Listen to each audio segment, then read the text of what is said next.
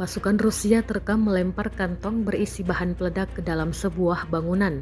Bangunan di arah Kurakovo tersebut berisi tentara Ukraina dan sukses runtuh usai dilempari bahan peledak.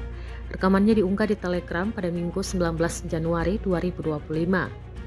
Dalam keterangan unggahan disebutkan, Rusia memperkenalkan bagian tentang teknik dan metode melempar sekantong bahan peledak ke arah musuh. Aksi ini dilakukan oleh Resimen Senapan Bermotor ke-33 Divisi Senapan Bermotor Pengawal ke-20 yang sedang beroperasi.